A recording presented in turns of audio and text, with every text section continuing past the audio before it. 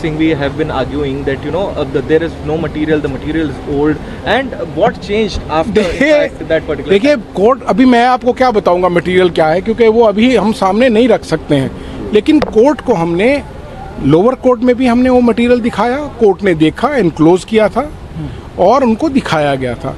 यहाँ पर भी कोर्ट को आज मटेरियल दिखाने की ज़रूरत नहीं थी, सिर्फ कोर्ट को लीगली दिखाना था कि हमने अरेस्ट जो किया है वो 41 और 41A के पैरामीटर्स को ध्यान रख के ही किया है।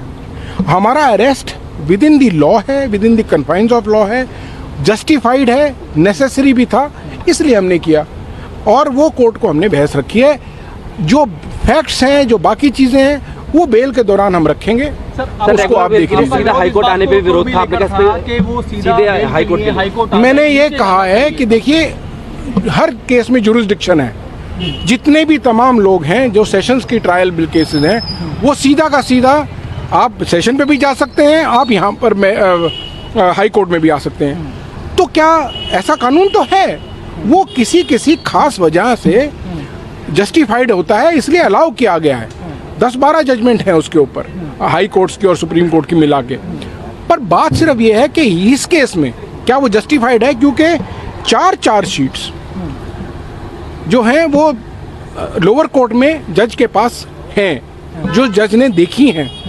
तो जज को एक बड़ा कॉन्स्पिरेसी के बारे में पता है, तो पहले वो अगर वहाँ बहस होगी तो वो जज उसके ऊपर फाइंडिंग दे सकता है। और कौन कहता है कि वो जज बेल नहीं दे सकता, उसके पास भी तो वही पावर्स हैं। तो आप पहले वहाँ जाइए जहाँ पर मटेरियल है सब कुछ।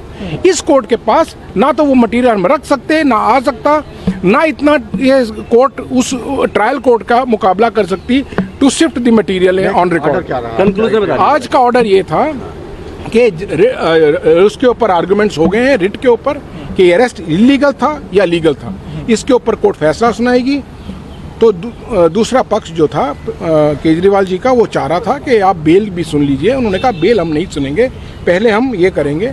तो उन्होंने कहा कि फिर आप बेल, इंटरिम बेल भी देख लीजिए। तो कोर्ट ने कहा कि ठीक है, हम इसके ऊपर फैसला सुनाएंगे, इलीगल अरेस्ट था या नहीं था, और दूसरा अगर इंटरिम बेल की व्यवस्था जस्टिफाइड है तो वो भी हम कंसिडर करेंगे।